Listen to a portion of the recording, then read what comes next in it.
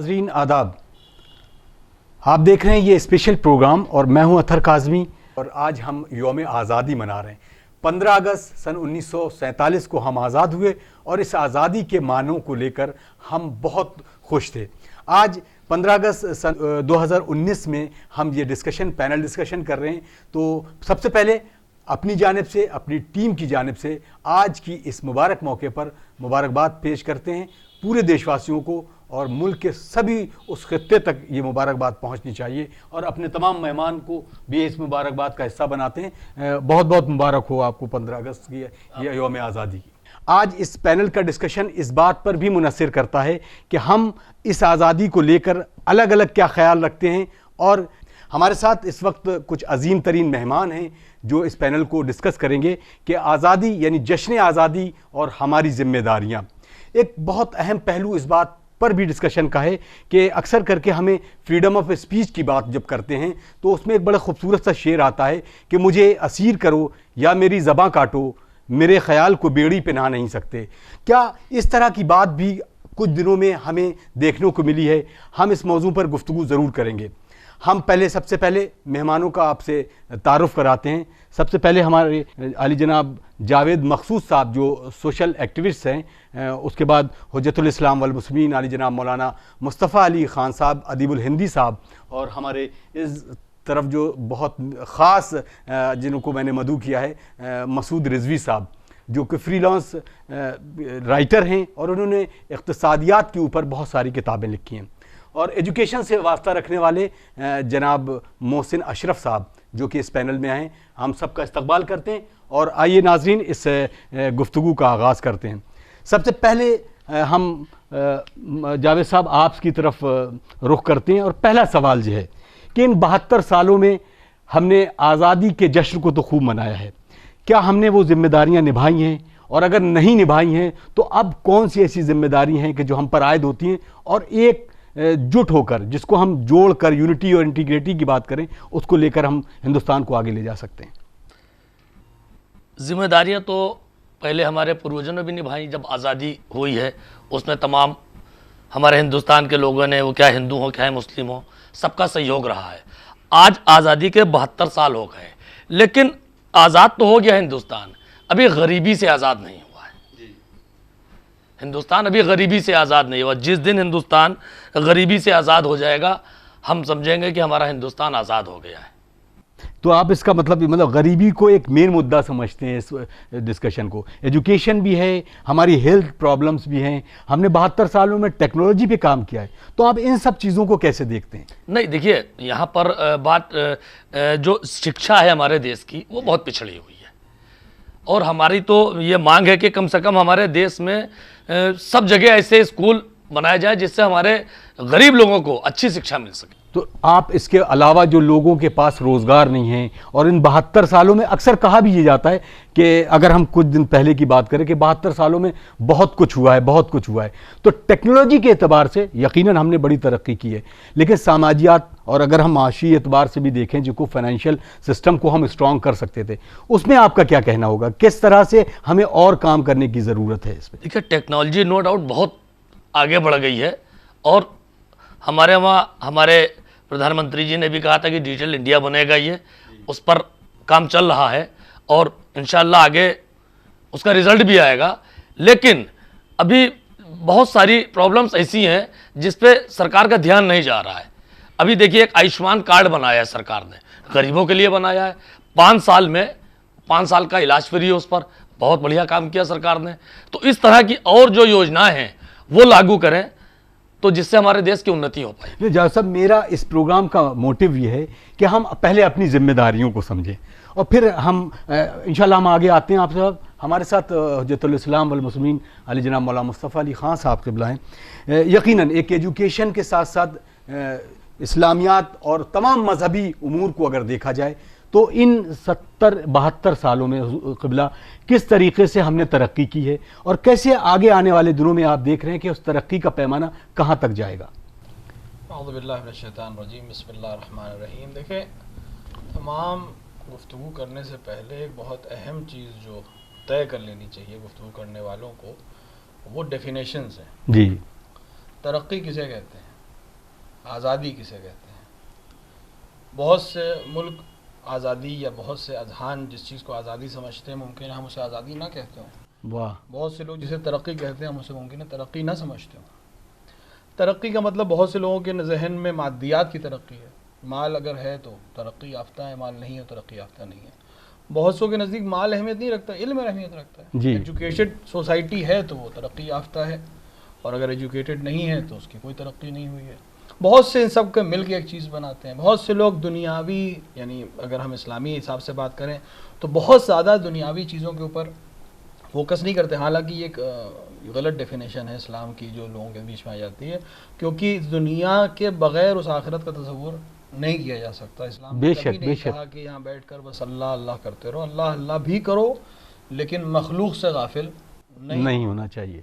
तो पहले तो डिफाइन होना चाहिए कि हम तरक्की किसे कहते हैं और आज़ादी किसे कहते हैं। वाह। वो अंग्रेज़ी की एक बहुत मशहूर मसला है कि your freedom ends where my nose starts. तो आज़ादी का मतलब ये नहीं है कि आप जो चाहें करें और जैसे चाहें करें।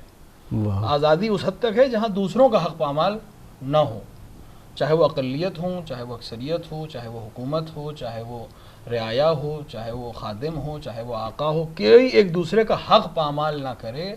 यही आज़ादी है। सुभान अल्लाह। और जब इसकी आज़ादी, और जब इसमें से कोई एक चीज़ आगे पीछे होगी तो अपने आप आज़ादी का मफहूम ख़त्म हो जाएगा। मुमकिन है आप पेपर पर लिख दें कि ये मुल्क आज़ाद है, लेकिन बहुत से मुल्क आज़ाद होकर भी आज़ाद नहीं हैं, और बहुत से मुल्क जिनको हम असीर समझते हैं वो अपने आप में आज़ाद होते हैं। जैसे कि आपने इब्तिदा में कहा भी कि जहन को कोई नहीं बांध सकता, फ़िक्र को कोई नहीं बांध सकता, लेकिन फ़िक्र को भी बांधा जा सकता है। अगर ये फिक्र को बांधने का कैसे बांधा जा सकता है, मैं आपकी खिदमत में अर्ज़ करूं। अगर हम फ़िक्र के लिए जो चीज़ सबसे अहम है वो है तालीम। जी। अगर हम तालीम उस तरह से दे ही नहीं जो तालीम का हक़ है, तो इसके पास फ़िक्र आएगी ही नहीं। ये ख्वाब देखने की सलाहियत ही नहीं रखेगा। अगर इसको हम रंग ना बताएं, इसको हम पानी ना बताएं, इसको हम चश्मे ना बताएं, तो ये क्या देखेगा? कुछ देख ही नहीं पाएगा, क्योंकि इसके सामने तस्वीर आएगी ही नहीं। यकीनन ज़रूरी है कि हम माशरे को पढ़ा लिखा बनाएं, और उनके जो बुनियादी हक़ हैं जो हर सोसाइटी एक्सेप्ट करती है, जो एक इंसान के बुनियादी हक़ हैं। इंसान के जो बुनियादी हक़ हैं वैसे बहुत ज़्यादा हैं, लेकिन जो बहुत अहम चीज़ है वो एक तो शरफ़ है। इंसान को अल्लाह ने इंसान जब बनाया तो शरफ़ के साथ खलक़ किया। बेशक। यानी बमा हुआ इंसान वो अशरफुल मखलूक़ात है, यानी मखलूक़ात में सबसे आला है। तो अब जितनी भी चीज़ें इंसान के शरफ़ को पामाल करने वाली हैं, अगर उनके ऊपर हमला हो रहा है किसी भी तरह से, चाहे ज़बान के ज़रिए से, चाहे लिखावट के ज़रिए से, चाहे एक दूसरे से मुलाकात के ज़रिए से, तो उसको ख़त्म होना चाहिए। क्योंकि अगर वो नहीं ख़त्म हो रही तो फिर आज़ादी हमें हासिल नहीं हुई। जी। और उनमें उसी में पढ़ाई है, उसी में एजुकेशन है, उसी में इल्म है। तो इल्म वो इल्म जिसके ज़रिए से वो सोच सके, जो सोचने की आज़ादी खुदा ने उसको दी है। अगर हम बचपन से जो महद है, पढ़ाई का शुरुआत है, वहाँ से लेकर एक हायर लेवल तक हम उसको एक ख़ास पैटर्न पर ही पढ़ाएं, तो इससे उसकी फ़िक्र भी महदूद की जा सकती है। जाहिर सी बात है। वो हम लोग मीडिया से थोड़ा बहुत रिलेटेड हैं, आप माशाल्लाह जानते हैं। एक ख़ास एडवर्टाइज़ अगर मुसलसल किसी बच्चे को दिखाया जाए तो वो वही चीज़ मांगेगा जो एडवर्टाइज़ हो रही है। यकीनन उसको पता ही नहीं चलेगा कि दुनिया में किसी और किस्म की भी कोई चीज़ है। तो आपने फ़िक्र को ना चाहते हुए भी असीर कर लिया, उसको पता भी नहीं चला, लेकिन फ़िक्र असीर हो गई। वाह वाह वाह। और इसको लोगों ने साबित किया है, साइकोलॉजिकली ये साबित है कि जो चीज़ मुसलसल नज़रों के सामने रहती है, आपके हाथ ऑटोमेटिकली उसी की तरफ बढ़ता है। आप बाज़ार में जाएंगे, मुमकिन है जो चीज़ आप टीवी पे देख के गए हैं, अगर आप बाज़ार में जाएंगे तो सबसे पहले आपका हाथ उस चीज़ की तरफ जाएगा जो आपने टीवी पे। अब सरकार वही एक इस पहलू पे मतलब हम आते हैं कि जब हम अपनी जिम्मेदारियों की बात आती है तो हर एक इंसान अपनी जिम्मेदारियों से भागता है। और हम आज डिस्कशन का जो पहलू है वो यही है कि हमारी जिम्मेदारी क्या बनती है समाज के लिए, अपने माशरे के लिए, अपने मुल्क के लिए, अपने इस स्टेट के लिए। तो उस जिम्मेदारी को अगर हम तमाम नाज़रीन तक पहुंचाएं तो हमारा ये मौक़िफ़ भी हल हो सकता है और हम आगे आने वाले दिनों की तरक्की की तरफ भी देख सकते हैं। तो हम जिम्मेदारियों का ज़रूर आपसे पूछेंगे कि वो जिम्मेदारियां क्या हैं और कैसे उसके ऊपर काम करना चाहिए। देखिए, बात सही है कि अगर हर इंसान सिर्फ अपने हक़ की बात करे लेकिन अपनी ज़िम्मेदारी से गाफिल रहे तो अपने आप हक़ भी पामाल हो जाएगा। जी। बहुत सी जगह ऐसा होता है कि इंसान एक तरफ़ा गुफ्तगू करता है। जैसे हमारे माशरे में है, जैसे वालिदैन की मैं मिसाल दे दूँ, हर एक औलाद के हक़ बताता है, यानी औलाद, वालिदैन के हक औलाद की गर्दन के ऊपर, लेकिन ये कोई नहीं बताता कि औलाद के क्या हक हैं वालिदैन के ऊपर। जी, जब ये दोनों सही नहीं होंगे, कोई एक तरफ रहेगा तो पल्ला जैसे ही इक्विलिब्रियम खराब हुआ वैसे ही दोनों तरफ हिसाब किताब खराब होना शुरू होगा। हुकूमतों में भी ऐसा ही है, किसी भी समाज में हाकिम तब तक कामयाब नहीं हो सकता जब तक रियाया उसके साथ ना हो जी, और रियाया भी तब तक तरक्की नहीं कर सकती जब तक हाकिम उसके साथ हमनशीन ना हो। अगर हाकिम एयर कंडीशन रूम में बैठा हुआ है और ये सोच रहा है कि मैं मुल्क को तरक्की दे दी क्योंकि वो एसी रूम में बैठा हुआ है, जी, तो ये तरक्की नहीं है, क्योंकि उसकी रियाया ऐसी जगह बैठी जहाँ लाइट ही नहीं है। आज हिंदुस्तान 72 साल आज़ादी के हो गए, लेकिन अभी भी ऐसे हज़ारों गांव हैं जहाँ लाइट नहीं है, और अगर है भी तो खंबे हैं, लाइट नहीं है। तो उधर से भी गलती है, इधर से भी गलती है। अवाम अपने हक को जानती है अगर जानती हो, जी, लेकिन अपने जिम्मेदारियों से गाफिल है। मिसाल के तौर पे मैं एक छोटी सी मिसाल दूं, अभी मतलब लेटेस्ट एसी गवर्नमेंट का बनाया हुआ, तकरीबन अब 10 साल होने वाले होंगे या कम उससे हुए, क्योंकि दूसरा टर्म है। हिंदुस्तान में एक अभियान चला, स्वच्छ भारत अभियान। जी, कितना साफ है हिंदुस्तान, एडवर्टाइज की बात छोड़ दीजिए, कितना साफ है हिंदुस्तान। कोई भी हुकूमत किसी मुल्क को साफ नहीं कर सकती जब तक अवाम के अंदर सेंस बेदारी ना जागे कि हमें साफ रहना है। बेशक।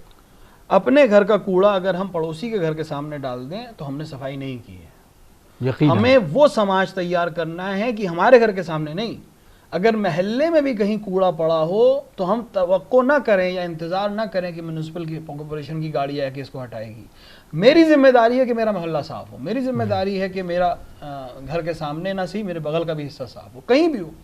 हम एक मुल्क में गए थे, नाम लेने की ज़रूरत नहीं है, वहाँ बैंक ATM से जब आपने ट्रांजैक्शन किया तो एक स्लिप निकलेगी, जी, स्लिप निकली और वो सड़क पे गिरी। जितनी देर में मैं जाता कि उसको उठाऊं, उतनी देर में वहां से गुजरने वाले एक शख्स ने उस स्लिप उठाई और उठा के डस्टबिन में डाल दी। वाह, ये है एहसास, जिम्मेदारी का एहसास कि एक कागज भी सड़क पे नहीं गिरना चाहिए, और अगर गिरा है तो मैं इंतजार ना करूं कि म्यूनिसिपल कॉर्पोरेशन के लड़के आके इसको साफ करेंगे। सुभान ये एक अल्लाह, छोटी सी वाह, वाह। मिसाल है। तो लेकिन कोई भी मुल्क कामयाब नहीं हो सकता, कोई भी स्कीम कामयाब नहीं हो सकती जब तक मामला दो तरफा ना हो। कितने आप नौकर रख देंगे, कितने झाड़ू देने वाले रख देंगे, कितनी कारें लगा, यानी अवाम में वो बेदारी लाना ही पड़ेगी, वो जो जिम्मेदारियों का। सिविक सेंस डेवलप नहीं होगा, कोई कानून, कोई सिस्टम कामयाब नहीं हो सकता। बहुत उम्दा। आइए हम रूबरू होते हैं मसूद रिजवी साहब से, जो इक़्तिसादियात के ऊपर बहुत सारी किताबें लिखी हैं आपने। ज़िम्मेदारी का एहसास, जैसा कि क़िबला ने अभी इस बात की तरफ इशारा किया कि बेदारी होना बहुत ज़रूरी है, लेकिन जैसे भी हम इकोनॉमिकली हम डिस्कशन करते हैं तो इन 72 सालों में आप उस फाइनेंशियल सेक्टर को या हिंदुस्तान की तरक्की में कितना ज़िम्मेदार ठहराते हैं इंडस्ट्रियलाइजेशन को और ग्लोबलाइजेशन को, और ख़ास तौर से आज के इस पस मंज़र में कि हम आगे आने वाले दिनों में तरक्की के किस मकाम तक पहुँच रहे हैं? जी शुक्रिया। मैं अपनी बात वहीं से शुरू करूंगा जहां जनाब ने जो बुनियादी तौर पर सवाल उठाया था कि डिफ़ाइन करना पड़ेगा कि आज़ादी क्या है। जी, तो पहले मेरे ख्याल में हम 1947 15 अगस्त को जो आज़ादी हुई थी उसको आज़ादी कह रहे हैं। तो वो आज़ादी हमारी हुई थी अंग्रेज़ों के तसल्लुत से, यानी उससे पहले हमारे ऊपर अंग्रेज़ मुसल्लत थे। मैं आपके सवाल के जवाब पर आ जाऊँगा। तमहीद कि ये प्रोग्राम लोगों तक पहुंचने से तक ये बात मैसेज जाना चाहिए कि हमारी थोड़ी सी जिम्मेदारी तमहीद की ज़रूरत है। जी, बहुत मुख्तसर, चूँकि सिर्फ माशियात और इक़्तिसादियात तक ही रहने की कोशिश करूँगा। ये कि जब अंग्रेज़ों ने अपना तसल्लुत शुरू किया, ईस्ट इंडिया कंपनी ने हिंदुस्तान में जो बज़ाहिर ताजिर बन के आए, और ताजिर बनने के बाद से उन्होंने धीरे धीरे हुकूमत से अपने झूठ और फ़रेब के ज़रिए धीरे धीरे हुकूमत पर कब्ज़ा करना शुरू किया। उस ज़माने के हालात इक़्तिसादी क्या थे? जी, पहली बात तो हम ये देखें। मैंने भी अपनी एक किताब में उसका तफसीलन ज़िक्र किया है, लेकिन उसके असल जो किताब है मंबा बहुत अच्छी किताब है, ज़रूर तमाम हज़रात देखें। मधुश्री मुखर्जी ने एक किताब लिखी है, द चर्चिल सीक्रेट वार। जी, तो चर्चिल सीक्रेट वार में उन्होंने तफसील से जिक्र किया है। वो लिखती हैं कि जब जो सिराजुद्दौला के ज़माने से पहले के ज़माने में बंगाल ख़ास करके और हिंदुस्तान के तमाम सूबे, दूसरी लोग पंजाब का भी जिक्र करते हैं, और फिर डालरिम्पल साहब हैं, वो मुग़ल कैपिटल का जिक्र करते हैं कि वो दुनिया के बेहतरीन शहरों में से थे, और यहाँ कोई गरीब नहीं था, इस माने में कि कोई ऐसा नहीं था जो लाचार हो।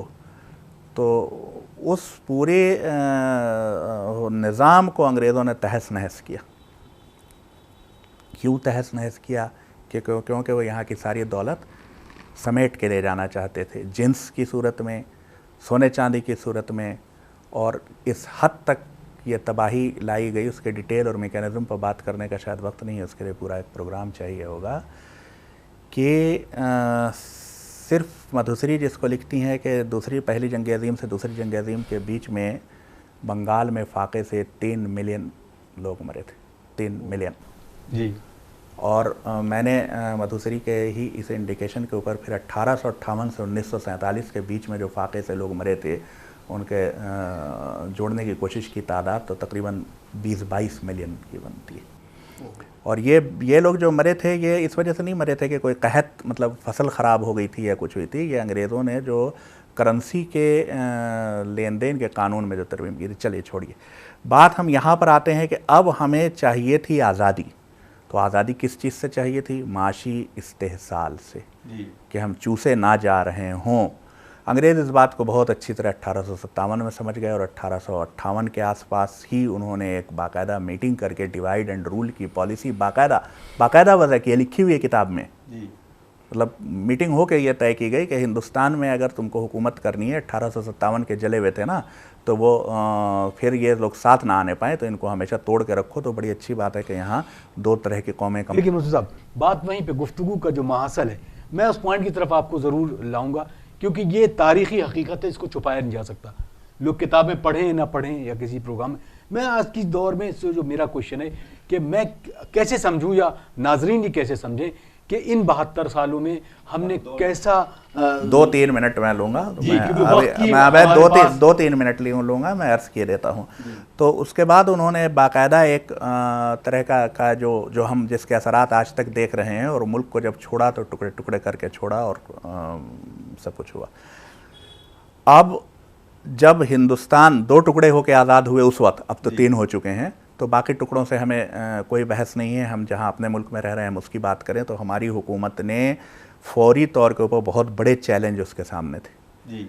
क्योंकि जो प्रोडक्टिव एरिया था वो कट चुका था, कहत पहले फैला हुआ था, प्रोडक्शन लो था, इंफ्रास्ट्रक्चर नहीं था।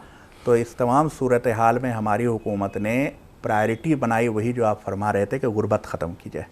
और गुर्बत ख़त्म करने के लिए उन्होंने कोशिश शुरू की। कोशिश किस हद तक कामयाब हुई वो एक अलग बात है।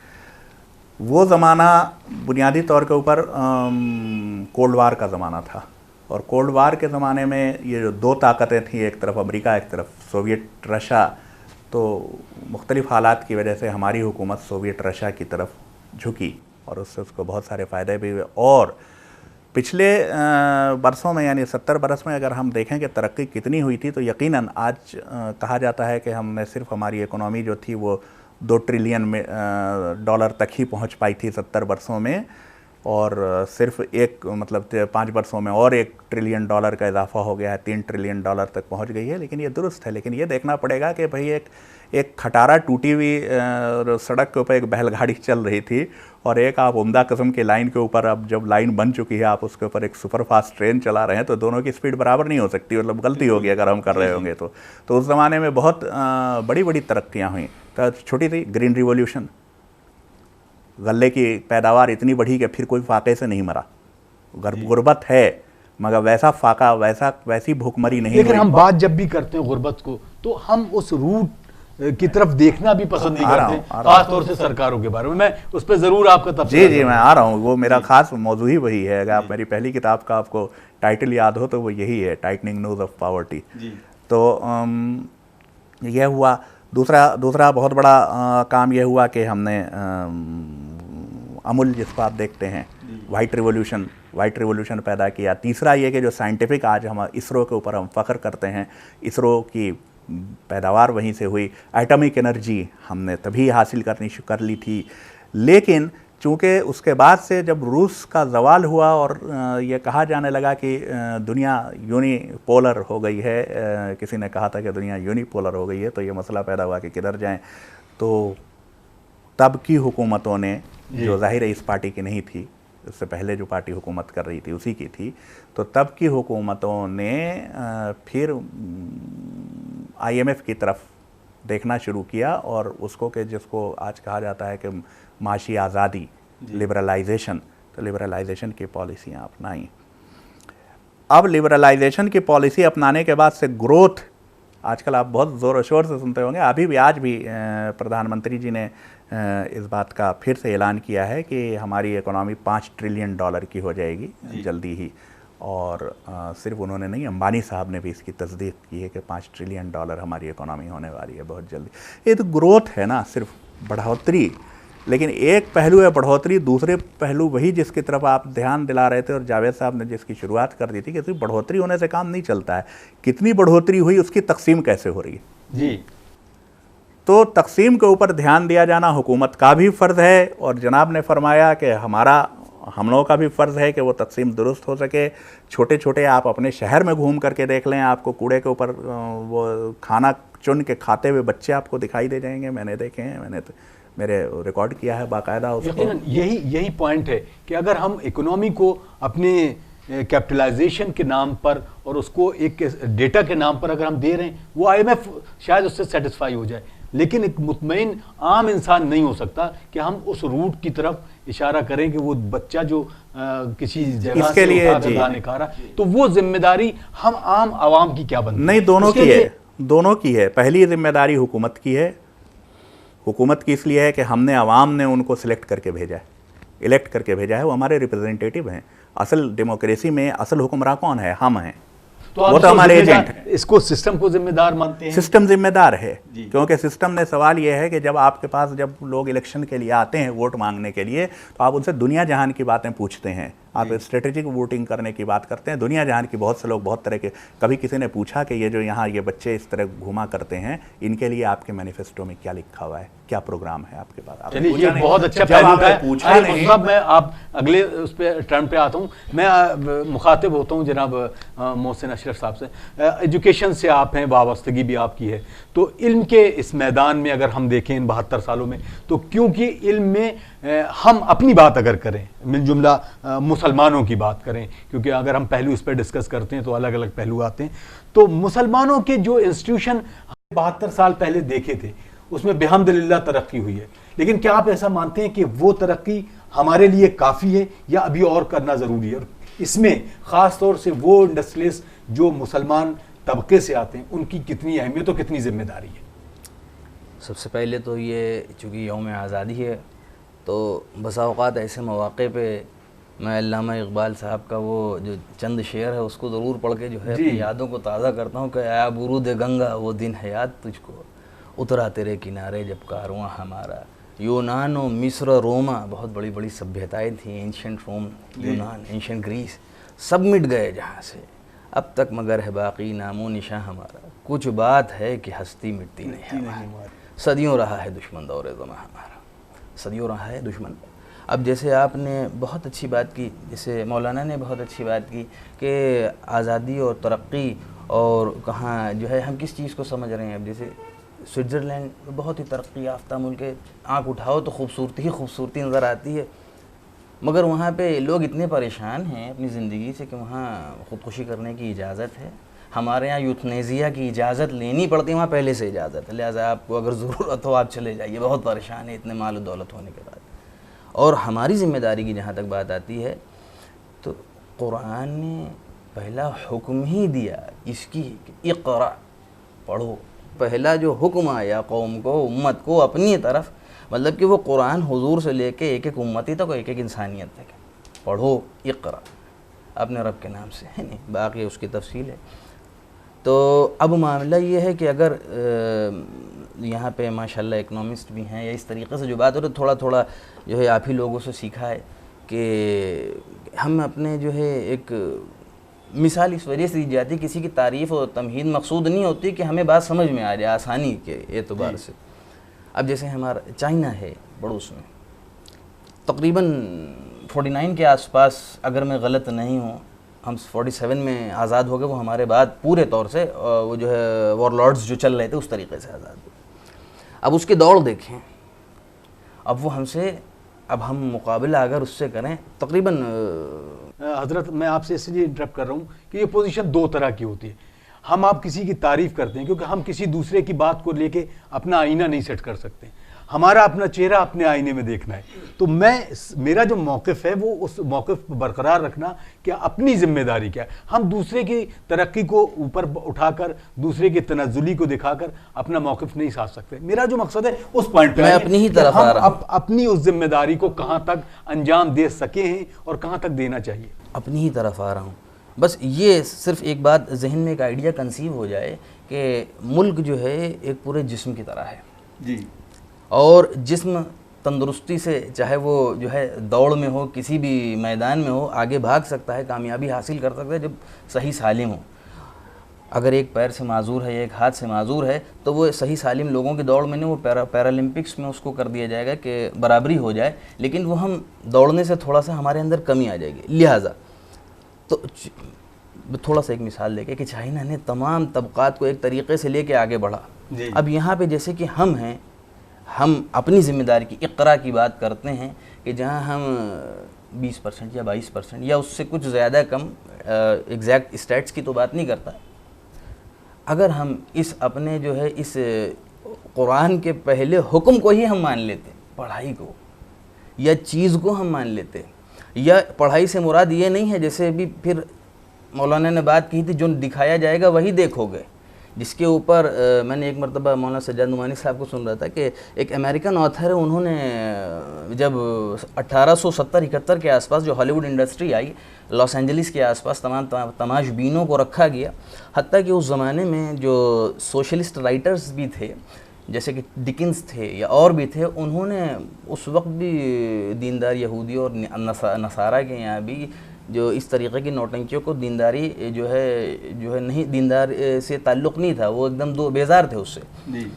लिहाजा उन्हीं ने एक स्टार्ट किया। 40 साल बाद उसने एक किताब लिखी, क्लोजिंग ऑफ अमेरिकन माइंड। एक ऑथर, पूरे तौर पे सही नाम नहीं तो मैं गलत इन्फॉर्मेशन नहीं देना चाहता, बाद में देखा जा सकता है, वो उसकी इन्फॉर्मेशन यूट्यूब वगैरह पे अवेलेबल है। तो उन्होंने लिखा कि अब 40 साल बाद जब ये जो है जो चीज़ आई है जिसको हम देखते हैं, उसके बाद अब लगता है अमेरिका की वो सोच जो पहले बहुत एडवांस थी, विकसित थी, नई चीज़ें देखती थी, अब मुंजमद हो गई है। अब वो सोचती है जो उसको दिखाया जाता है जी।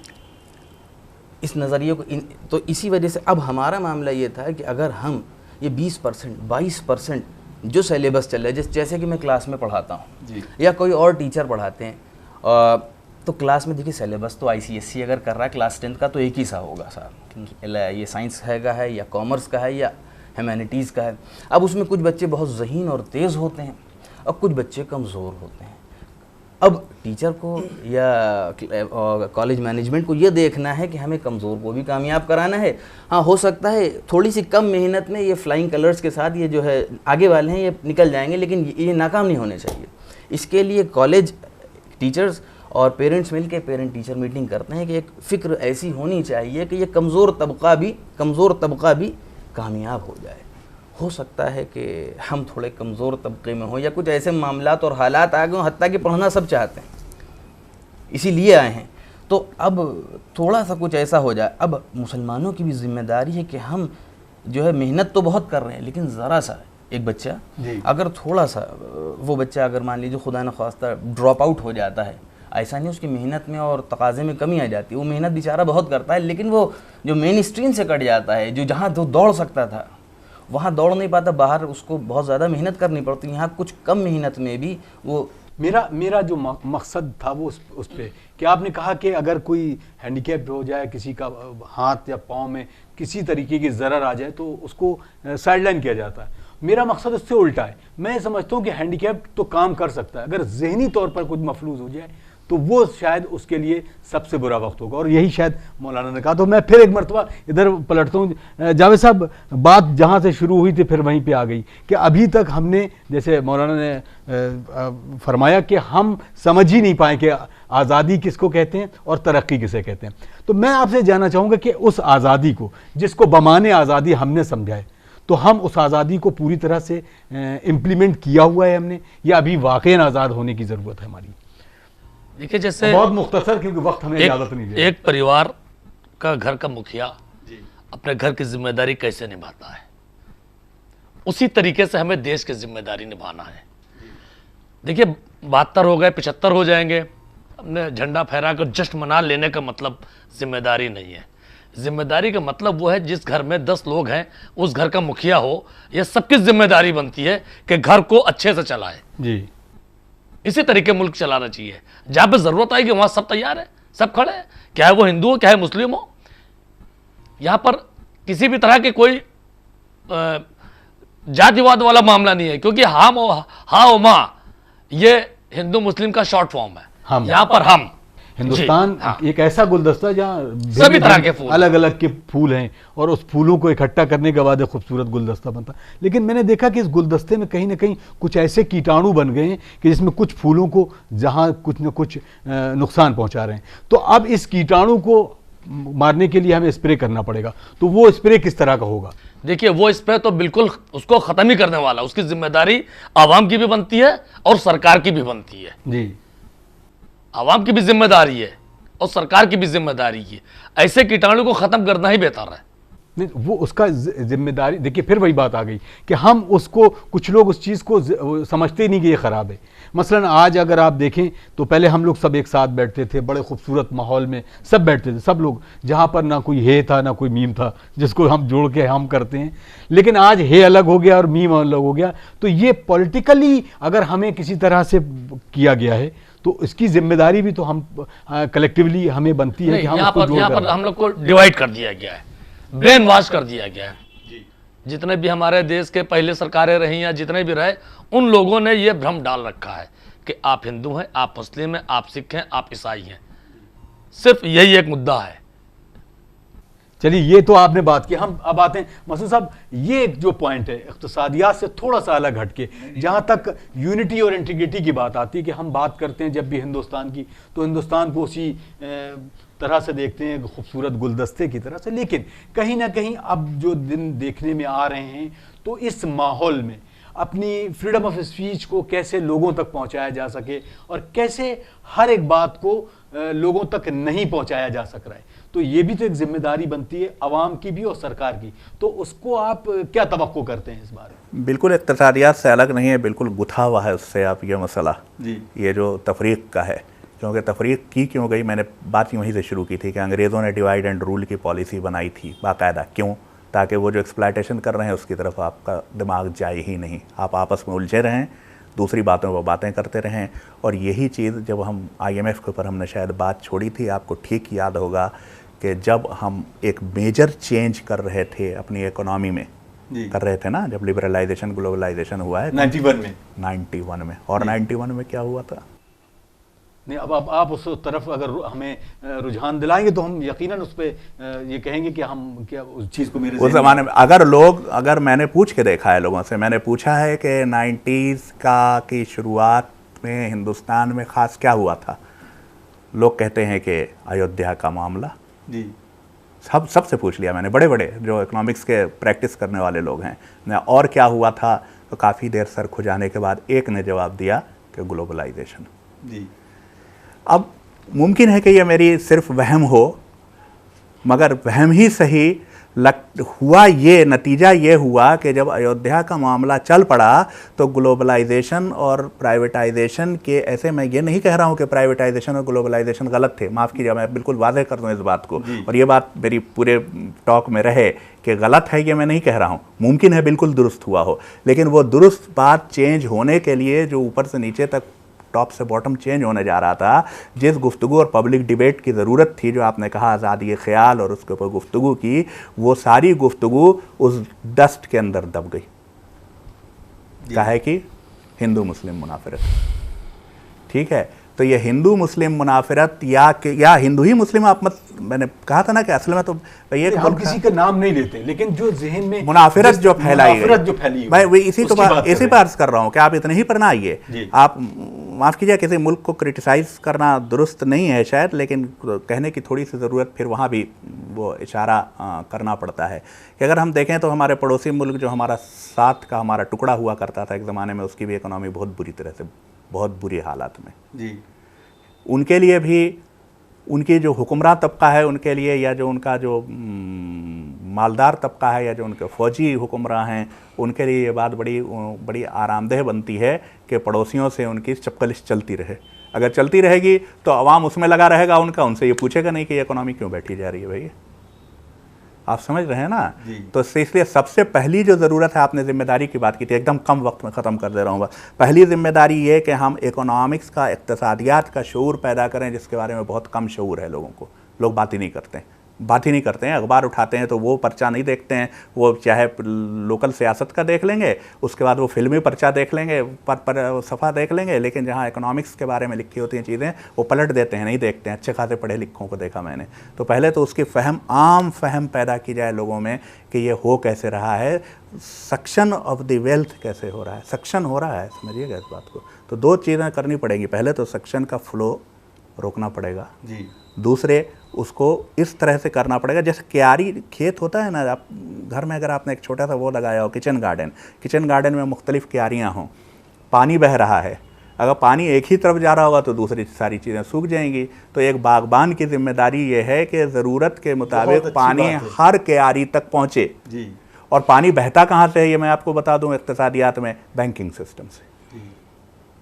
तो बैंकिंग सिस्टम जो मनी प्रोड्यूस करता है, फिर बहुत लंबी गुफ्तगू निकल जाएगी कि बैंक मनी प्रोड्यूस क्रिएट करते हैं, पैदा करते हैं अपने आप जी। ये बहुत बड़ी गलतफहमी है लोगों की कि बैंक बिचौलिए हैं, जो कर्ज लेते हैं वो दूसरे को कर्ज दे देते हैं। जी नहीं, वो प्रोड्यूस करते हैं बिल्कुल मनी। इस पर आज ये बात नहीं हो सकेगी। चलिए खैर हम मौलाना की तरफ मुड़ते हैं, क्योंकि मौलाना अब बात हम करें कुछ इंटरनेशनल पॉलिसीज़ के बारे में कि जो मुल्क ने हमारी इंटरनेशनल पॉलिसीज़ में बहुत अहम रोल अदा किया है। नॉन अलायंस ट्रीटी हो या अलग अलग मुख्तलिफ, किसी के ग्रुप में नहीं शामिल हुआ। तो बेहमदुलिल्लाह आपने दुनिया देखी है। उस अगर हम टॉपिक को डिस्कस करें तो इस तरक्की के क्या माने हैं, और इस तरक्की को अभी इंटरनेशनल पॉलिसी को लेकर आज के इस आज़ादी के ख्याल को हम कैसे सेलिब्रेट कर सकते हैं? देखिए, चाहे वो इंटरनेशनल पॉलिसी हो, चाहे वो नेशनल लेवल की पॉलिसी हो, कोई भी पॉलिसी हो, या डॉक्टर साहब ने इक़्तिसाद की तरफ इशारा किया, इन्होंने क्या नाम मोहसिन साहब ने हमें एजुकेशन की तरफ इशारा किया, या गुर्बत की तरफ इशारा किया, सब एक दूसरे से मिले हुए। कोई चीज़ ऐसी नहीं है जिसको आप अकेले लेकर चले और ठीक कर लेंगे, ऐसा कुछ हो ही नहीं सकता। किसी भी मुल्क में नहीं हो सकता कि इक़्तिसाद ठीक हो जाए और सेहत का कोई मसला नहीं है, और मेडिकल ठीक हो जाए और इक़्तिसाद से मतलब नहीं, सब एक साथ ही चलना है। यानी वो एक दूसरे से बंधे हुए तो हैं, ऐसे गुथे हुए हैं कि आप उसको अलग कर ही नहीं सकते जी। हो ही नहीं सकता कि आप किसी एक चीज़ को लेकर चलें। फॉरेन पॉलिसीज़ भी जहाँ तक हिंदुस्तान की हैं, इसमें भी बहुत चेंजेस आए हैं। उसको तरफ इशारा करने का वक्त नहीं होता, उसके लिए एक अलग प्रोग्राम की ज़रूरत है। जब ये तय हो गया कि अब हम एक कुतुबी दुनिया को मान रहे हैं और हम किसी कुतुब के साथ नहीं जाना चाहते हैं, और हम रशिया को मजबूर हैं क्योंकि अब रशिया के अंदर जान नहीं रह गई है उसके साथ देने को, और हम अमेरिका के साथ भी नहीं हो सकते हैं ज़ाहिरी तौर के ऊपर बहुत सी पॉलिसीज़ की वजह से, तो हम मसलन एक लिबरल पॉलिसी अपनाएं और IMF को भी लेकर आएँ। उसी से मिलती हुई पॉलिसीज़ फ़ॉरेन में भी आ गई हैं। ऐसा नहीं कि उससे ताल्लुक़ नहीं था फ़ॉरेन पॉलिसी का। जितनी भी फ़ॉरेन पॉलिसी अब बन रही है, या जो ज़ाहिरी तौर पर है, चाहे हमारे हथियार ख़रीदने के तरीक़े हों, चाहे लोगों से रफ्त आमद के तरीक़े हों, या बाहर से लोगों को बुलाने के तरीक़े हों, या बैरूनी मामलात में बोलने के तरीक़े हों, अब हमारे स्टैंड्स उस तरह से नहीं है जैसे 1990 से पहले के थे।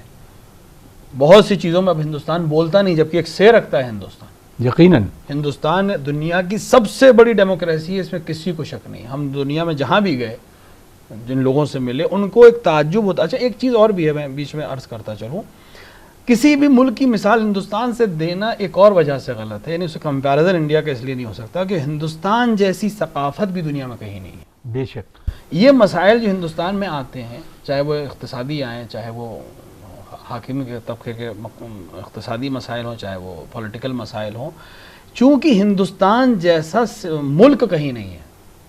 हत्ता वो टुकड़े जो हमसे अलग हो गए वो भी एक ख़ास वजह से अलग हुए थे, तो लिहाजा उनकी अपनी एक परेशानियाँ हैं।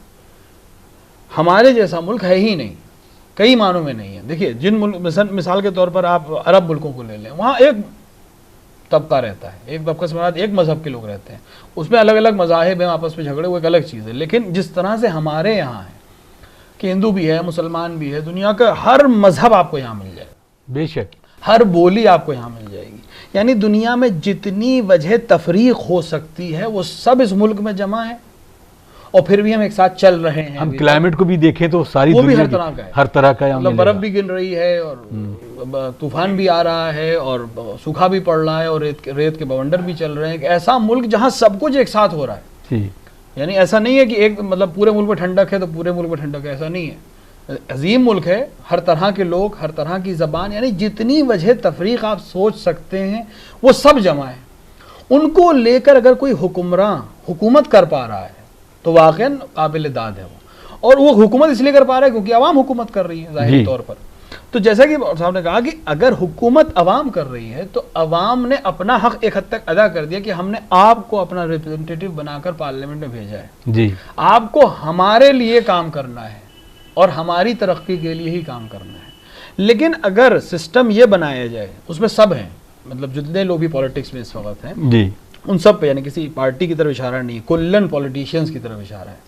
और ये बिल्कुल वाज़ेह चीज़ है कि अगर सिर्फ वही तबका तरक्की करे या ख़ास तबका, मतलब 100 घर या 80 घराने तरक्की कर रहे हैं और बाकी 100 करोड़ से ज़्यादा हिंदुस्तानी जो हैं वो अभी एक ख़ास लेवल पर रहकर हैं, उसे ऊपर देखने की तमन्ना कर सकते हैं या टीवी पे देख रहे हैं कोई कहाँ जा रहा है, कोई कहाँ जा रहा है, या कुछ ऐसे जिनके पास टेलीविज़न है ही नहीं, अगर है भी तो उसके बाद लाइट नहीं कि टेलीविज़न ऑन हो।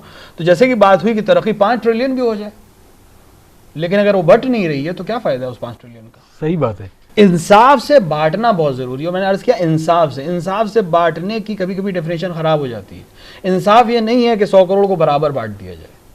इंसाफ ये है कि जिसने मुल्क में जितना कंट्रीब्यूट किया है, जिस तरह से वो मेहनत कर रहा है, जिस तरह से मुल्क में उसने अपना खून पसीना लगाया, उसी हिसाब से उसको दिया जाए। बिल्कुल। क्योंकि अगर सबको बराबर दिया जाए तो जिसने ज़्यादा मेहनत की है उसकी हक तलफी होगी, और जिसने कुछ नहीं किया घर में बैठा रहा है उसको भी उसके साथ भी उतना हक हिस्सा मिल तलफी, रहा है। क्योंकि उसका हक ही नहीं था, उसको ज़्यादा दिया जा रहा है। जी। तो फॉरेन पॉलिसी में भी यही मसला है कि हम एक ऐसी पॉलिसी नहीं अपना पा रहे हैं जो हम अपना सकते थे। हम बहुत से मामलों में चुप रहते हैं क्योंकि हम चाह रहे हैं कि हमारी कौम उस तरफ जाए ना, या पॉलिसीज़ के बारे में अगर आप लोगों से डिस्कस करना चाहें तो शायद अब हिंदुस्तान उस जगह पर आ गया है। 90 तक से पहले ऐसा नहीं था, हालांकि हमारा बहुत बचपना था 90 में, लेकिन हम जानते थे दुनिया में क्या हो रहा है, अब नहीं जानते। आप बच्चों से पूछिए, हाई स्कूल के बच्चों से पूछिए, इंटर के बच्चों से पूछिए, हत्ता जो ग्रेजुएशन कर रहे हैं उनसे पूछिए, उनको दुनिया के बारे में पता ही नहीं। वो जानते ही नहीं दुनिया में क्या हो रहा है, क्योंकि उनको बताया नहीं जा रहा है कि दुनिया में क्या हो रहा है। और हम दखालत भी नहीं दे रहे, यानी हमारा मुल्क बोल ही नहीं रहा है, कोई स्टैंड ही नहीं ले रहा है किसी चीज़ के ऊपर। आप बताइए किसी फॉरेन मसले के ऊपर कोई बड़ा बयान आया हो या स्टैंड लिया हो। हम बड़े मुल्कों में से हैं, हम ताकतवर तरीन मुल्कों में से हैं, और हम पुरजमीयत तरीन मुल्कों में से हैं। यानी हमारी हुकूमत अगर कोई बात कह रही है, चूंकि वो आवाम की हुकूमत है, यानी तो हमारी पॉलिसी भी ऐसी होना चाहिए कि लोग हमारी इस पॉलिसी को देख के उस पर तबसरा करें। दुनिया में 700 करोड़ लोगों में से 100 करोड़ हम हैं जी। 1/7 हम हैं, यानी हमें कहने का हक है बउनवान है दुनिया के बाशिंदे। तो हमें दुनिया की हर चीज़ यहाँ बोलने का हक है। यानी जो दुनिया में 100 करोड़ है वो चुप हैं एक मामले में, और जो दुनिया में 30 करोड़ हैं वो हर मामले में बोल रहे हैं। ये कैसे सही है? 100 करोड़ को ज़्यादा हक है बोलने का, या हमारा पड़ोसी मुल्क थोड़ा सा हमसे ज़्यादा है तादाद में, लेकिन वो हर चीज़ में बोलता है, अपना स्टैंड पेश करता है, वो जैसा भी हो। सही स्टैंड और गलत स्टैंड की बहस अलग है, लेकिन स्टैंड तो रखें। अगर हम मुल्क की आवाम को गाफिल रखेंगे कि दुनिया में क्या हो रहा है जी, तो फिर वही मसला आ जाएगा कि इनको पता ही नहीं है क्या हो रहा है, फिर हम जो चाहें करें, जिसका नतीजा सामने है कि हम जो चाहें कर रहे हैं, किसी को पता ही नहीं। आप अपनी बात के अख्तिताम पे, ताकि आप दूसरों से भी सवाल कर सके, सिर्फ मैं ही ना बोलूँ, हमने एक सिस्टम बना दिया है तकरीबन जब से ये बूम आया, और बूम के बाद टेलीविज़न इंडस्ट्री में भी बूम आया जी। टेलीविज़न एक ऐसा सोर्स था जहाँ सब इकट्ठा होते थे और वहाँ से सब कुछ आता था। हम न्यूज़ भी उसी पे देखते थे, हम सीरीज़ भी उसी पे देखते थे, एंटरटेनमेंट भी उसी पे होता था, क्रिकेट भी हम दिन भर बैठ के उसी पे देखते थे। अब उस पर हम क्या देखते हैं? न्यूज़ है ही नहीं। अगर न्यूज़ है तो 100 मिनट में 100 खबरों का बम्बार्डमेंट है, जिससे मैं पहली खबर समझ में आने से पहले दूसरी खबर आ जाती है, मैं पता ही नहीं चलता। उन 100 खबरों में बाहर की कितनी खबरें होती हैं आपके इस सवाल के दायरे में? इंटरनेशनल खबर कितनी होती है? कोई नहीं होती। और अगर होती भी है तो उसका कोई ताल्लुक नहीं होता दुनिया की बहुत बड़ी क्राइसिस से। जो बड़ी क्राइसिस है वो हम बताते ही नहीं क्या हो रहा है। यकीन सरकार, ये बहुत अजीम पहलू जो है, ख़ासतौर से क्योंकि हम ये रवां तबसरा खदीजा टीवी पर भी नशर कर रहे हैं, तो हम क्योंकि मीडिया से ताल्लुक़ है तो हम मीडिया के हवाले से भी बात करते हैं। तो सरकार यकीनन अब इस पहलू पे हम डिस्कस करेंगे, और बहुत शॉर्ट उस पर कि मीडिया में जिस तरह की बात चल रही है कि बहुत सारे लोगों ने टेलीविज़न देखना छोड़ दिया है, तो ये जिम्मेदारी एक मीडिया को किस तरह से आप निभाता हुआ देख रहे हैं?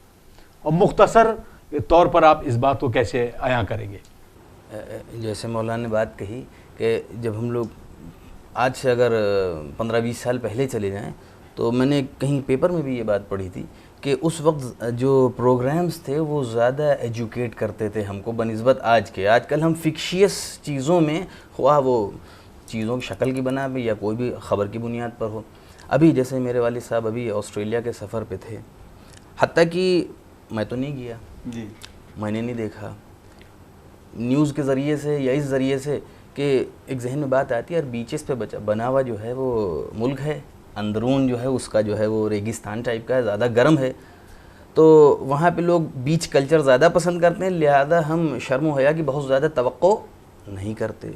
मैंने तो देखा नहीं, बताया किसने जी? वालिद माजिद गए तो उन्होंने फ़ोन पे बताया कि बेटा यहाँ बहुत अच्छा माहौल है, हत्ता कि पर्दे का ये आलम है जो अपने इलाके या इस तरीके से हैं, यार लखनऊ में मुझे इतना पर्दा ना मिला, मुझे यहाँ बहुत अच्छा महसूस हो रहा है। देखो वो फिर मैंने कैलकुलेट किया कि अगर हम इत्तिफाक से एक आइडिया कंसीव हुआ कि भाई कैलकुलेट करो ज़रा, तो मैंने कुछ आप भी कैलकुलेट कर सकते हैं कि मान लीजिए एक आदमी, हत्ता कि अब तो बहुत कम हम लोग टेलीविज़न देखते हैं, एक आदमी कहते 40 साल अपना 30 साल या 40 साल टेलीविज़न देखता है। अच्छा, आइडिया कहाँ से कंसीव होता है? लेट्स से एक प्रोग्राम है, जैसे अभी हम लोग 4 लोग या 5 लोग बैठे हुए हैं है नहीं, सराउंडिंग में जितने भी हों या न्यूज़ में हो उससे मतलब नहीं है। इसी तरीके से कोई मूवी बनी, फिल्म बनी, उसमें 5-8 किरदार मेन होते हैं, उनके इर्द गिर्द 30-40-50 नाचते हैं, उससे भी। तो अगर हम रोज़ाना के एतबार से अगर हम देखें 100-200 किरदार या वो फ्रेम्स हम देखते हैं जो हमारे माइंड में आइडिया कंसीव करते हैं, 100-200, पता चला हमने शायद 2 या 3% देखा पूरी ज़िंदगी मिला के, और मामला हमने माइंड में एक वो स्टीरियोटिपिफिकेशन हो गया, वो हमने एक फ्रेम कर लिया, साहब ऐसा है, मतलब ज़ाहिरी हकीकत जो है वो कुछ इसके बरस है और हम सोच कुछ रहे हैं। अब हम मसूद साहब आपकी खिदमत में ये कि हम जब भी बात करते हैं तो प्रेजेंट सिनेरियो में 2014 के बाद की बहुत ज़्यादा बात होती है। जब से ये नई हुकूमत आई है और उसके बाद उसने दूसरा टर्म भी सेलेक्ट कर लिया लोगों ने और वो सरकार आ गई, तो इन 2014 के बाद आप कितना बदलता हुआ भारत देख रहे हैं और आपकी तवक्को के एतबार से इस सरकार से क्या उम्मीदें और लगाना चाहिए? 5 साल में आपने देखा, उन 5 साल का तबसरा और इन आने वाले 5 साल में आप क्या उम्मीद रखते हैं? देखिए, पिछली सरकार के मुकाबले में ये सरकार बहुत बोल्ड डिसीजन ले रही है, इसमें तो कोई शक नहीं है जी। बोल्ड का मतलब बोल्ड, अब वो आपको पसंद होता हो ना होता हो, उसके लिए दोनों तरह के लोग की राय हो सकती है, किसी को पसंद आएगा, किसी को नहीं पसंद आएगा, मगर इसमें कोई शक नहीं है कि काम उसने ज़्यादा करना शुरू किया है। बहुत बोल्ड डिसीजन लेने वाली एक सरकार पहले थी, वो इंदिरा गांधी जी की सरकार थी। उसके बाद से फिर बीच का जो वक्फा था उसमें बिल्कुल खामोशी से पड़ी रहने वाली एक तरह की, वो नहीं कर रहा हूँ, यानी बहुत धीमा धीमा मध्यम संभल के चलने वाले डिसीजन लिए गए थे। तो ये 2014 के बाद से देखिए, जब मोदी जी पहली बार आए थे तो इन्होंने जो वादे किए थे आपको अच्छी तरह याद होगा, अगरचे इनका कंट्रोवर्शियल सा इमेज बना हुआ था, मगर जो इन्होंने वादे किए थे वो इक्तिसादी थे। कहा जाता था Gujarat model, make in India, यही नारे थे ना। तो Gujarat model, make in India के ऊपर हुकूमत आई थी और बड़ी तवक्कुआत थी कि इकोनॉमी डेवलप करेगी। लेकिन 2019 के इलेक्शन से पहले कांग्रेस पार्टी ने दूसरी बातों पर इनको घोरना शुरू किया कि वो बात करने लगे कि करप्शन वगैरह की, और फिर इत्तेफाक से पुलवामा का हादसा होने के बाद से इस हुकूमत ने, मोदी जी ने अपना जो टोन है वो बदल करके बेसिकली नेशनलिज्म के ऊपर वो ज़्यादा उनकी एम्फेसिस चली आई।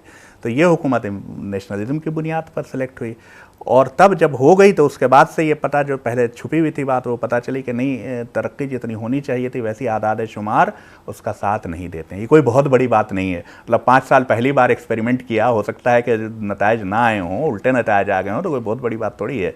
सही भी आ सकते थे, आगे सही हो सकते थे, मगर ये कि अब वो जो ट्रेंड था वो बदल गया। अब आगे जो है, आगे कह रहे हैं कि $5 ट्रिलियन, जैसे मैंने अभी गुफ्तगू की कि $5 ट्रिलियन तक हमारी इकोनॉमी बढ़ेगी। मेरा जो मोटिव था कि हम जो डिसीजन मेकिंग की बात कर रहे हैं, कि वो जो हिडन एजेंडाज कहा जाता था इस सरकार या इससे रिलेटेड जितनी भी तंजीमें थी, उसको इम्प्लीमेंट करने में मोदी जी गवर्नमेंट ने पूरी तरीके से अपने आप को तैयार कर रखा। मेरा मानना यह है कि अब मैं आपसे सवाल कर रहा हूं कि आने वाले दिनों में जो हिडन एजेंडा के नाम पे चल रहे थे, क्या आप समझते हैं कि उसको परमानेंट लागू करेगी? आप हिडन क्यों कह रहे हैं? मेरे ख्याल में वो सबसे ज्यादा खुले हुए एजेंडा थे। वो पहले तौर पे यही थे। चलिए, बहुत बहुत शुक्रिया जावेद साहब। हम बात करते हैं हालात हाजरा पे, क्योंकि हम सरकारों की तरफ देखते हैं, सरकारों की बात करते हैं। तो अभी जैसे कि कश्मीर में हुआ कि धारा 370 हटाई गई, बहुत से लोगों के बारे में इसके बारे में इल्म नहीं होगा कि 370 है क्या, 35A क्या है, हट गई, एक बहुत अलग सा वो बनाया गया। तो आप इसको पूरे हिंदुस्तान के लिए कितना बड़ा मौका समझते हैं, कश्मीरियों के लिए कितना बड़ा मौका समझते हैं? इसको बहुत मुख्तसर से मैं समझता हूँ, आपसे जवाब आना चाहिए। देखिए, जहाँ तक रहा सवाल कश्मीर का, कश्मीर आप एक एग्जांपल में दे रहा हूँ, एक सर्जरी हुई है, वक्त लगेगा, हालात सुधर जाएंगे और वहाँ के आवाम को जो बेनिफिट्स यहाँ मिलते हैं हम सबको, वही उनको वहाँ मिलेंगे और ये मिलना भी चाहिए, उनको हक मिलना चाहिए। चलिए, तो मतलब आप ही समझते हैं कि ये पॉजिटिव साइन था सरकार की तरफ से। हाँ। मैं आपके मोहसिन साहब आपकी तरफ आऊंगा, बिल्कुल यही सवाल आपके साथ कि धारा 370 हटने के बाद कश्मीरी आवाम के लिए, कश्मीरियत के लिए और वहां के अपने कल्चर और इक़्तिसादियात के लिए कितना फ़ायदेमंद है या कितना नुकसानदेह है? वो जैसे कि कश्मीर की बात हो रही है, वो लोग, जैसे हम लोग अक्सर रहते हैं कि उनके पास काम नहीं है या वो लोग गरीब हैं, ऐसा नहीं है, काम भी है और वो अपने इन्वायरमेंट से, उनका टूरिज़म रिच स्टेट है, तमाम चीज़ें। लेकिन अब यहाँ पे एक बात यह है कि जैसे भाई ने कहा, एक सर्जरी, एक इलाज हुआ है कि अगर तबीब कोई हाई डोज देता है या इस तरीके से कोई ऐसा इलाज करता है जो मौके पे जो है, जो ज़ेर इलाज मरीज़ होता है उसको इसकी तवक्को नहीं होती, उसको पहले कॉन्फिडेंस में लेना होता है। जैसे एक मैंने मिसाल सुनी और बहुत अच्छी मिसाल थी कि साहब, एक हकीम के पास एक जो है एक मरीज़ ऐसा है जो पूरा जिस्म उसका पैरालाइज हो चुका था, काफ़ी इलाज करने के बाद। तो हकीम ने कहा कि मैं इलाज तो बड़ा सख्त ज़बरदस्त करूँगा, लेकिन उसने उसको पहले उनको, उनके घर वालों को कॉन्फिडेंस में लिया। उन्होंने क्या किया, मरीज़ को उल्टा टांग दिया। आपके लखनऊ का ही वाक़या है। और उन्होंने एक बत्ती बना के कागज़ की उसकी नाक में लगा के उसको थोड़ी देर जला दी और वो धुआं जैसे ही नाक में गया, हत्ता कि एकदम नाकाबिले तवक्को था कि ऐसा करेंगे मरीज़ के साथ जो कि पूरी, जिसकी बॉडी फुली पैरालाइज है, मगर जैसे ही धुआं नाक में गया उसने सख्त तरीन जो खांसी और छींका है तो पानी का जो ब्लॉट आ गया था वो निकल गया और जिसके ज़रिए से वो उसका पूरा मूवमेंट रुका था। सर्जरी होना ज़रूरी था, लेकिन मगर हाँ, सर्जरी का इस हालात में हो, पूरा उस कॉन्फिडेंस सर्जरी से आप मुत्तफिक नहीं है। वो जो है पूरे हर चीज़ को लेके, इससे क्या हो गया, सब जो है एकदम एक हैपहैज़र्ड मैनर में हर चीज़ हो गई है, हर चीज़ जो है हत्ता कि हो सकता है हम नहीं समझ पा रहे हों, मगर वो ऐसा महसूस हो रहा है कि कंट्रोल में नहीं है। कभी कभी बच्चा हमारा अगर घर में बंद हो जाए या इस तरीके से, लेकिन कमरे में बंद हो जाए बेचारा, कभी कभी 2 साल, मेरा 2 साल का बच्चा भी है, हम लोग डरते हैं, कभी कभी कुंडी दरवाज़ा भेड़ के नहीं जाते, कुछ ऐसी चीज़ अटका के जाते कहीं वो कुंडी गलती से ना लगा ले और कहीं इस डर में उसके ऊपर कोई ऐसा उसके दिल पे खदशा ना गुजर जाए जो उसको पूरी ज़िंदगी महसूस होता रहे। चलिए, बहुत उम्दा आपने जवाब दिया। सरकार, अगर ये सारे डिसीजन और 2014 के बाद जो हम हर बात को लेकर चलते हैं, ये कहीं ना कहीं हमारे मदारिस की तरफ भी कि वो सिलेबस के बारे में, तो ये 14 के बाद जो सिनेरियो चेंज हुआ, इसमें आप कितना पॉजिटिव देखते हैं और कौन कौन सी ऐसी चीज़ें हैं कि जिस पर अभी काम होना बाकी और आने वाली जो सरकार चल रही है, इससे और क्या क्या तवक्कुआत हैं? मुफ्ती साहब की एक बात अच्छी थी, जब कश्मीर के सिलसिले में 370 के सिलसिले में सवाल हुआ कि हमें पहले मरीज़ को और घर वालों को कॉन्फिडेंस में लेना चाहिए। जी, अगर एक हुकूमत किसी ख़ास रंग के साथ आती है, जी, फिर अगर वो आपकी भलाई के लिए भी कोई काम करेगी तो बहुत आप अच्छी चूंकि बात। एक रंग की ऐनक लगा के उसको देख रहे हैं तो मुमकिन है वो भलाई आपको नज़र ना आए। जी, तो बहुत ज़रूरी है कि हुकूमत पहले अपना रंग साफ कर ले। जी, देखिए, जब आप एक डेमोक्रेसी में रहते हैं तो जब तक हुकूमत बनी नहीं है तब तक तो आपको इख्तियार है कि आप किसी को वोट दीजिए और किसको वोट ना दीजिए, लेकिन जब हुकूमत बन गई तो वो आपकी हुकूमत है। यकीनन जो मुल्क का प्राइम मिनिस्टर है वो आपका प्राइम मिनिस्टर है, चाहे आपने उसको वोट दिया हो चाहे ना दिया हो। और यही चीज़ हाकिम पर भी है जी, कि अब आप पूरे हिंदुस्तान के हाकिम हैं, चाहे उस आदमी के जिसने आपको वोट दिया और उस आदमी के भी जिसने आपको वोट नहीं नहीं दी, दिया। क्योंकि आप पूरे मुल्क के हाकिम हैं। तो अगर हाकिम को हमें ख़ास ऐनक से देख रहे हैं या उसको एक खौफ की निगाह से देख रहे हैं, चाहे वो उसके अंदर हो या ना हो, इस पर भी बहस नहीं है, जी, एक ख़ास रंग अगर उसको दिया है, चाहे उसने खुद दिया हो, चाहे उसके मुखालिफिन ने हुकूमत के हासिल करने के हुसूल के सिलसिले में उसके खिलाफ स्लोगन के तौर पर दिया हो, तो जब इस तरह का माहौल हो तो बहुत ज़रूरी है हाकिम के लिए कि वो पहले अपने उस रंग को ख़त्म करे, ताकि ये बता सके कि भाई मैं आपके अच्छाई के लिए ही ये कर रहा हूँ। क्योंकि बहुत दफ़ा ऐसा होता है कि जब आप किसी से नाराज़ होते हैं जी, तो उसकी कही हुई अच्छी बात भी आपको कड़वी लगती है। हर घर में ये होता है। तो ये बहुत छोटी सी मिसाल है, अगर बाप गुस्से में है और बेटा बाप से नाराज़ है किसी वजह से, जी, तो बेटे की भलाई के लिए भी अगर बाप कोई काम कर रहा है तो चूंकि इस वक्त वो नाराज़ है इसलिए उसको बुरा लगेगा। जी। मुमकिन है बहुत ठंडे दिमाग से 20 साल बाद उसकी समझ में आया कि मेरे बाप ने जो डिसीजन लिया था बिल्कुल सही लिया था, और उस वक्त मैंने जो तासुर पेश किया था अपने बाप के सामने वो मुझे नहीं करना चाहिए था। ऐसे ही हुकूमतों का मसला है। तो अगर इस मुल्क में जहाँ बहुत से रंग हैं, जी, तो अगर किसी हुकूमत के ऊपर रंग चढ़ गया है तो उसके लिए बहुत ज़रूरी है कि हुकूमत हासिल होने के बाद उस रंग को मिटाए और मुल्क के लिए काम करे, जैसा कि वो कर रही है। रही बात इस वक्त के पस मंज़र की और इस वक्त जो मामलात हैं उन सब की और जो तरक्की हम कर रहे हैं उन सब की, तो हर तरह से तरक्की हो रही है, इसमें कोई शक नहीं है। बहुत सी चीज़ें पीछे हैं, बहुत सी चीज़ें हमें मालूम नहीं है। कश्मीर का जो मसला है जाहिर सी बात है तकरीबन एक ऐसा मसला है कि जिसको डिस्टॉर्टेड बहुत ज़्यादा कर दिया गया है। अक्सर लोगों को पता भी नहीं है जी, क्योंकि अब हम अखबार देखते ही नहीं है, हम खबर पढ़ते ही नहीं है, खबर दी ही नहीं जाती, तो खबर पढ़ने की बहुत बात की चीज़ होती है। अक्सर लोगों को पता ही नहीं है। 370 का वर्ड उनको मालूम हो गया तो हो सकता है बोल देते हो, लेकिन उनको अगर पूछा जाए 370 क्या है तो नहीं बता पाएंगे। 35A क्या है उनको नहीं पता होगा, जी, हद तक कश्मीरियों को भी शायद नहीं पता होगा। तो उनको बताने की ज़रूरत है कि भाई तुम्हें क्या फ़ायदे होने वाले हैं, और तुम जो ख्वाब सोच रहे थे या कोई ख्वाब तुम्हारे जहन में, तो वो ख्वाब मसलन उसकी ताबीर उतनी अच्छी नहीं है या वो ताबीर के लायक ही नहीं। बहुत से ख्वाब इंसान देखता है, ज़रूरी नहीं कि हर ख्वाब की ताबीर हो, और बहुत से ख्वाब ऐसे होते हैं जो जिनको हकीकत मिल ही नहीं सकती है। तो हिंदुस्तान में अगर वो आ जाते हैं कि हैं ही हिंदुस्तान में, वो अपने आप को अलग खलत समझ रहे हैं, तो हिंदुस्तान में वो आ जाते हैं तो उनको बताने की ज़रूरत है कि हिंदुस्तान में क्या फ़ायदे। मैं कश्मीर गया हूँ तो वो एक सेंस कि तुम हिंदुस्तान से आए हो, यानी हम बाहर से आए हैं और वो एक अलग मुल्क है, ये सेंस ख़त्म होना ज़रूरी है। मसल मैं अगर दिल्ली जाऊं और मुझे कोई कहे कि आप हिंदुस्तान से हैं तो क्या मतलब है, जुमला ही गलत है। दिल्ली भी हिंदुस्तान में है, लखनऊ भी हिंदुस्तान में है, बम्बई भी हिंदुस्तान में है। ये जुमला अगर कोई, मैं मसलन ईरान जाऊँ वहाँ कोई कहे कि आप हिंदुस्तान से आए तो सेंस बनता है क्योंकि दूसरे मुल्क में हो। तो अगर ये सेंस अभी तक है वहाँ कि ये कश्मीरी मुझसे कहे कि तुम हिंदुस्तान से आए हो, तो ये ख़त्म होना चाहिए। कश्मीरी, पंजाबी, यूपी, बिहारी, महाराष्ट्री, हरियाणवी, ये ख़त्म जिस दिन हो जाएगा उसी दिन मुल्क तरक्की करेगा। बेशक हमारा मुल्क जा रहा है चांद के ऊपर, उन 6 मुल्कों में 7 मुल्कों में होने जा रहा है जो चांद पे, लेकिन हम अभी अपने ज़मीन के मसाइल को हल नहीं कर रहे हैं। चांद पे जाने का मज़ा तब है और खुशी तब है जी कि जिस तरह वहाँ हम परचम लहरा रहे हैं कि वो तिरंगा वहाँ फहरे, वो तिरंगा जब यहाँ फहरे और सही मानों में फहरे, यानी मुल्क में जितने रंग उस झंडे में हैं उस तमाम रंग खुशहाल हों कि अहमियत और इफादियत समझ में आ जाए और समझ में आए क्या हो रहा है। जी, तभी सही मानों में हम 15 अगस्त का जश्न मना सकते हैं, सही मानों में हम आवाम के साथ खुशहाल हो सकते हैं कि जब हम तमाम मामलात को एक दूसरे के साथ कोलैबोरेट करके, हुकूमत आवाम के साथ, आवाम हुकूमत के साथ, तब सही माने में हम तरक्की याफ्ता मुल्क और आज़ाद मुल्क बन सकते हैं। बहुत शुक्रिया। मैं चाहूँगा कि आप उस जिम्मेदारियों के एहसास के एतबार से मैसेज की शक्ल में बहुत शॉर्ट में क्या पैगाम देंगे? करीब आने की ज़रूरत है, मिलने की ज़रूरत है। जो इत्तेफाक से एक आजकल जो एक खलीज बढ़ती जा रही है कि हम एक दूसरे को कड़वी निगाहों से देख रहे हैं, ये फ़िक्र की बात है। ये इसको ज़रा सा हमें पहल करना होगा, अपने दिल को बड़ा करके करीब जाने की कोशिश करनी होगी।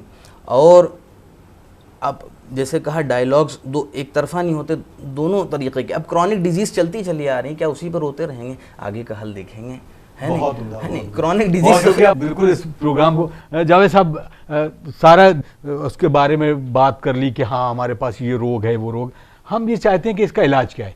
तो एक मैसेज की शक्ल में आखिर में हम इस प्रोग्राम को इख्तिताम हमारे वहाँ कुरान पाक में लिखा हुआ है कि आपका पड़ोसी हिंदू हो, मुस्लिम हो, सिख हो, ईसाई हो, किसी भी धर्म का हो, नहीं मतलब है, वो सुकून से है, वो जिम्मेदारी आपकी बनती है। अगर वो भूखा है तो अजाब आप पर जा रहा है। बेशक। हमें धर्म नहीं देखना है, हमें अपने पड़ोसी को खुश रखना है। यही अगर हम सब करेंगे तो सब कुछ खत्म हो जाएगा, ये नफरतें खत्म हो जाएंगी। और ये हमारे मुल्क के लिए, तरक्की के लिए ये भी बहुत तरक्की का फायदेमंद। पैगाम है ये। बहुत शुक्रिया मसूद साहब, एक पैगाम की शक्ल में इस पूरे गुफ्तगू का महाअसल। पैगाम की शक्ल में जो इंडिविजुअल ज़ाती तौर के ऊपर हम लोग हुकूमतों को छोड़ दें, जो हम लोग कर सकते हैं उस सिलसिले में, जैसे शायद कुछ हल या कम से कम थोड़ा सा हमारा कंट्रीब्यूशन निकले, जैसा आपने फरमाया, मैं उसको थोड़ा और लिमिट कर देना चाहता हूँ उस पूरे पैगाम को जो आपने फरमाया है, कि मैं ये चाहता हूँ और मैं ये अपील बार बार करता रहा हूँ, और कुछ लोगों ने इसके ऊपर ध्यान भी दिया है, कि हम में से चाहिए कि हम अपने अड़ोस पड़ोस में देखें कि क्या कोई घर ऐसा है जिसका कोई बच्चा तालीम हासिल करने में पिछड़ रहा हो। हम कोई ऑर्गेनाइजेशन बनाने की कोई कतई ज़रूरत नहीं, हम ज़ाती तौर पर उस बच्चे को अडॉप्ट कर लें, घर से उसके लाने की नहीं ज़रूरत है। हम उसकी सारी जिम्मेदारियां पूरी करें, न सिर्फ फ़ीस की, न सिर्फ किताबों की, बल्कि मशवरे की, इनकरेजमेंट की, और इस तरह से हम धीरे धीरे कोशिश करें। अगर हमने अपनी सारी ज़िंदगी में एक बच्चे को, दो बच्चे को तालीम याफ्ता उस शक्ल में, जैसा मौलाना ने फरमाया, यानी प्रोटोटाइप नहीं कि वहाँ पढ़ाया जा रहा है कि ये यूँ करना, ये यूँ करना, हाउ टू डू से नहीं काम चलेगा, हाउ टू थिंक आना चाहिए है। उसके साथ साथ जो वो पढ़ के आए उसके बाद हम ये भी गुफ्तगू करें कि बेटा ये सीखो, जैसे आपने फरमाया कि अब इंटरनेशनल पॉलिटिक्स पर बात नहीं होती है, हम बताएँ इंटरनेशनल हालात ये हैं, हम उसको आगे बढ़ने के रास्ते बताएं, हम उसको सोचने वाला जहन हम उसका बनाने की कोशिश करें। तो ऐसे अगर हमने फ़ी कस अगर 2 बच्चे भी बना लिए, एक बच्चा भी अगर हमने पैदा कर लिया, तो शायद हमारी ज़िंदगी स्वारत हो जाएगी और हमने अपना हक अदा कर दिया होगा अपने मुल्क के तई और कौम और इंसानियत के तई। ये है कि अपनी जिम्मेदारी का एहसास। तो फिलहाल हम लोग अकेले में तो यही कर सकते हैं, एक बात। और दूसरी बात जो मैंने आपसे पहले कह दी थी कि जब अगली बार कोई वोट लेने के लिए आए तो कहिए कि हुजूर इस सिलसिले में आप क्या कीजिएगा, ये बता दीजिए, बाकी आपके मैनिफेस्टो में क्या लिखा है मुझे नहीं चाहिए। वाह वाह वाह वाह। मौलाना, आखिर में मैं इस प्रोग्राम का इख्तिताम चाहूँ इससे कबल कि आपका क्या मैसेज होगा और इस जिम्मेदारी को जो हमने डिस्कस किया है इसका महाअसल क्या हो सकता है? देखिए, तकरीबन तमाम बुजुर्गान ने जो बात कही, सबका महाअसल एक ही चीज़ है। सबसे पहली चीज़ तो ये है कि अपनी जिम्मेदारी का एहसास करना कि हमें क्या करना है। उसमें सबसे पहले ये है कि अपने घर को देखें सबसे पहले। उस घर में अगर कोई परेशानी है, आपस में अगर नहीं है, तो सही नहीं है, तो बगल वाले को भी हम नहीं देख पाएंगे। और फिर पड़ोसी के हुकूक जो इस्लाम ने बयान किए, भाई ने भी इशारा किया, पड़ोसी पड़ोसी है, चाहे वो किसी मज़हब से ताल्लुक़ रखता हो, उससे कोई मतलब नहीं है। और जैसे डॉक्टर साहब ने कहा और इशारा किया प्रोफेसर साहब ने, कि इल्म के लिहाज से जब तक हम माशरे को मजबूत नहीं करेंगे तब तक जिस तरह चल रहा है वैसे ही चलता रहेगा। अगर आलिम हो जाएंगे, आलिम से मुराद पढ़े लिखे, वाक़ईन पढ़े लिखे लोग हो जाएंगे, तो फिर उसके अंदर कोई नफ़रत का बीज बो ही नहीं सकता। कोई पढ़ा लिखा इंसान इन सब चीज़ों में नहीं जाता है। एक बार उसने इल्म हासिल कर लिया, बिमा हुआ इल्म, जान गया कि दुनिया किसे कहते हैं, इल्म किसे कहते हैं, उसका जहन बेदार हो गया, तो फिर वो तरक्की ही करेगा और वो तरक्की ज़ात तक महदूद नहीं रखेगा। और अगर हमने एक बच्चे को इस तरह से एजुकेट किया जैसे कि इशारा हुआ, तो कल उसके जहन में ये चीज़ अपने आप लाशऊरी तौर पे आ जाएगी कि जब मैं किसी मकाम पे पहुंचूंगा तो मैं कम से कम 2 को करूंगा। तो ये चेन अपने आप चलने लगेगी। लेकिन ज़रूरत है कि हम अपने थोड़ा सा जिम्मेदारी का एहसास करें। हुकूमत से तवक्को करना अलग चीज़ है, हुकूमत को झिंझोड़ना भी हमारा काम है। हुकूमत ये ना समझे कि हमने सुला दिया है और आवाम आराम से सोती रही, सोचिए कि हुकूमत की जिम्मेदारी है। हुकूमत आपकी बनाई हुई है, हुकूमत को झिंझोड़ना भी आप ही का काम है। अगर हाकिम ख्वाब गफलत में है तो उसको एक बार याद दिलाइए कि आप हमारे बनाए हुए हैं, अगर हम बना सकते हैं तो हम हमारे काम आइए, हटा भी। वाह वाह वाह, ये सिखाइए। और साथ ही साथ हुकूमत का इंतज़ार किए बगैर जहाँ तक जिससे मुमकिन है, जो 1 को कर सकता है 1 को, जो 10 को कर सकता है 10 को, इनको पढ़ाएं। जब ये पढ़ जाएंगे तो वाक़ई एक ऐसा माशरा आ जाएगा जो तरक्की पसंद भी होगा, तरक्की याफ्ता भी होगा, मुनहसिर बर फर्द नहीं होगा, बल्कि एक समाज के लिए एक बेहतरीन नमूने अमल बनकर एक इंसान दुनिया में आएगा। बहुत शुक्रिया आप तमाम मेहमानान का, बहुत शुक्रिया। एक बहुत खूबसूरत गुफ्तगू, और उम्मीद करते हैं कि इस गुफ्तगू का महाअसल लोगों तक पहुँचेगा और एक मकसद हल होगा। नाज़रीन, आप ये स्पेशल प्रोग्राम देख रहे थे और उम्मीद करते हैं कि इस प्रोग्राम के साथ जिस तरह से न सिर्फ बातें हुई हैं बल्कि इस पर कुछ अमल दरामद भी होगा और आपकी ज़िंदगी भी इससे कहीं ना कहीं ज़रूर मुतासर होगी। अपने इस शेर के साथ अपनी बात को ख़त्म करूँगा कि परों को खोल, ज़माना उड़ान देखता है, ज़मीं पे बैठ के क्या आसमान देखता है, और जब आप अपनी परवाज़ को उन बुलंदियों तक ले जाएंगे तो यकीनन ये मुल्क की तरक्की के लिए भी बहुत उम्दा होगा और आपकी खासी आपकी इंडिविजुअल तरक्की के लिए बहुत होगा। नाज़रीन, इस दुआ के साथ अपने मेज़बान अतहर काज़मी को इजाज़त दीजिए कि इस तरह के और प्रोग्राम आपकी खिदमत में ज़रूर लेकर हाजिर होंगे। और अस्सलामु अलैकुम व रहमतुल्लाहि व बरकातुहू।